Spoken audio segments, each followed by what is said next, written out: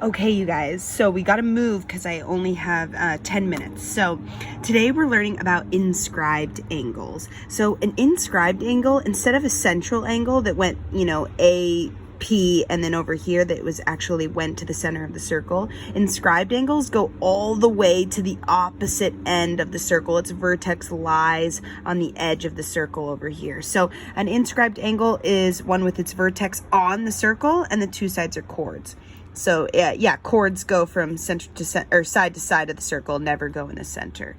Now the intercepted arc is the arc that lies between the endpoints of that inscribed angle. So the actual inscribed angle is angle ABC, and then this scribbled part, this arc AC, is actually the intercepted arc, which makes sense. It's intercepted between those two endpoints. Now this is key. The degree of the inscribed angle is equal to half the measure of the intercepted arc. So if this angle ABC is 40, then the measure of the arc is double that.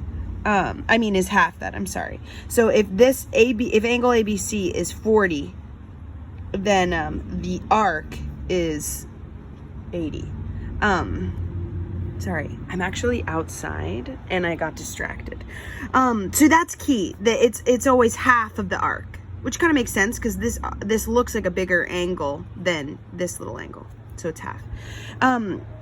Intercepting a diameter. So if if an inscribed angle intercepts a diameter, then it's a right angle. So if the two chords intercept the diameter, it's a super rare case that it goes to 90 degrees.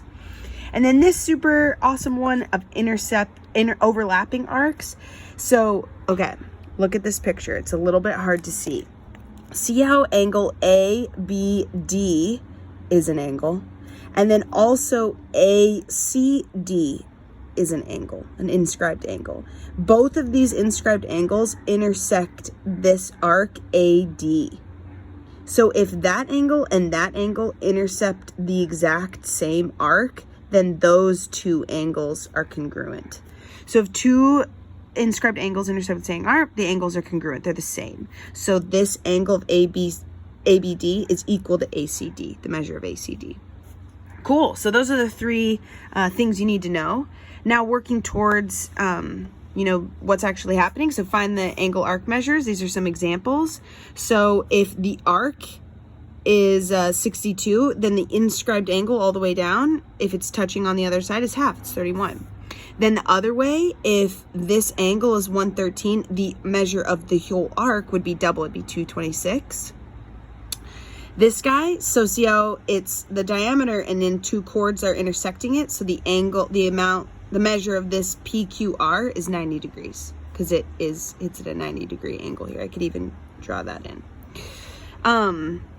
All right, so here we're looking for the measure of BC.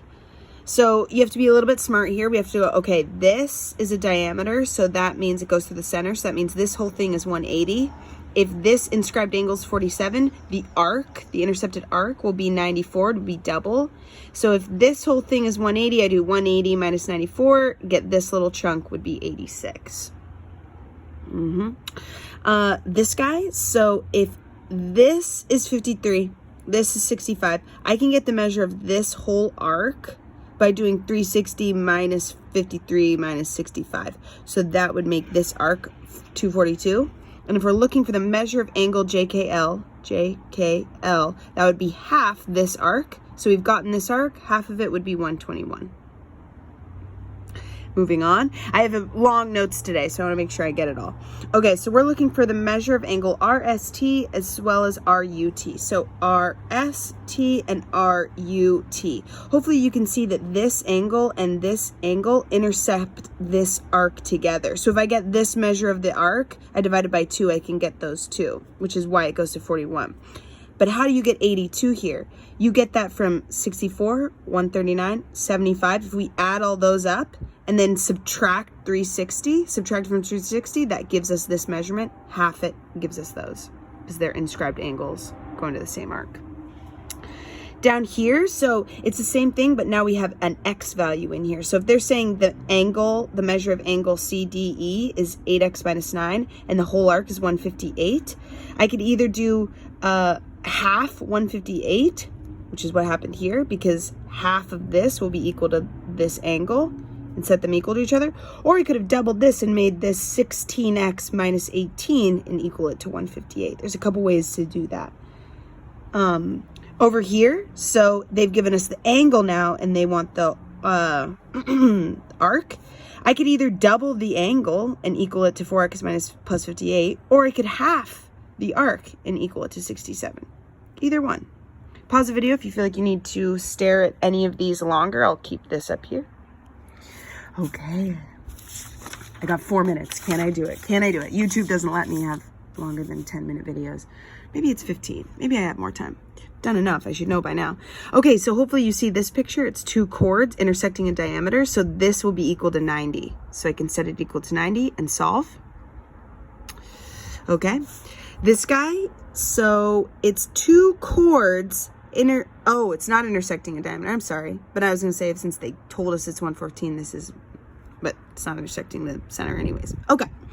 What are we looking for? Solve for x. So, okay. So here we have, they've given us a couple things. So we want to figure out, we've only been given 78, 114, and 7x plus 6. So if I take this guy, see how this WXY is inscribed of this whole arc of arc WY? So I can double this 114 to get that whole measurement. And then if I do 78 plus 228 and minus it from 360, I can get that this amount is 54. Half of 54 would be equal to this angle. So half of 54 is 27, and I can set it equal to this. Woohoo! I'm rolling, people. I'm rolling.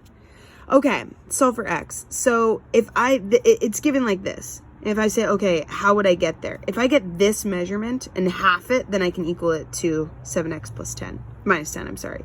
So 92 plus 162, get that. Minus it from 360, I get 106. Half 106 is 53, and I can set that equal to this because this is an inscribed angle. It's half that arc. Number 12.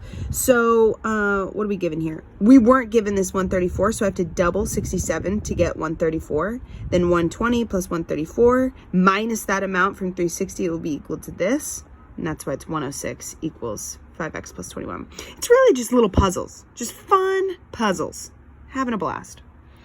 Okay, so now these are a little bit trickier. Let's break it down. The measure, and by the way, these are the filled in notes. I would compare the blank notes and these. I would maybe even fill out the blank notes by yourself and then check with this video, whatever works with you. So the angle FGH, so this angle is the one that's equal to 6x plus 21. Then the arc FJH is equal to this. Find FJH. So we want to find this actual value. We have to find x first. So this little tiny angle is half of this arc. Or if I say this little angle times 2 would be equal to this arc, because inscribed angles are always half. So that's why we took this angle, multiplied it by 2, and set it equal to this, because 2 of this little angle, which is given to us right here, will be equal to this whole arc, which is given to us by 17x minus 28. Distribute the 2, then simplify, get down to 14 equals x. We're looking for arc FJH, so I sub that x value up into the given, and we get 210, which kind of makes sense because that's a pretty big arc. Okay, so now we're looking at this guy. If STU is given this angle as 5x minus 16, and the arc SU is 12x minus 50, find this angle. So same thing, we are given this angle, which is always half of the arc. So I could either half the arc and set it equal to 5x minus 16, or I double the angle and set it equal to the arc, which is what happened here. So doubling the angle, setting it equal to the arc, distributing the 2 and solving down to get 9 equals x. We're looking for that angle, so I plug it back into the angle. Get 29. So if this is 29, The arc would be 29 times 2, would be double it. That's what the key of inscribed angles, it's always half.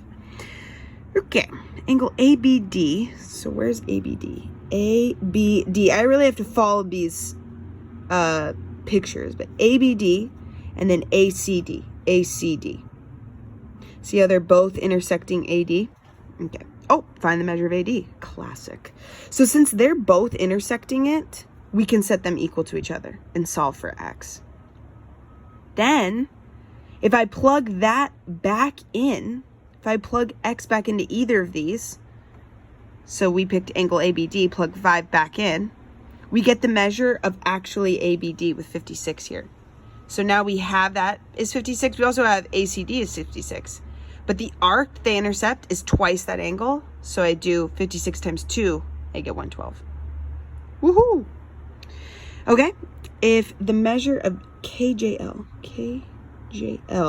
is 3x plus 2, KJL, remember that the middle letter is always the vertex, so KJL is 3x plus 2, and KLJ is 7x minus 32, find arc KL. Okay, so let's see here.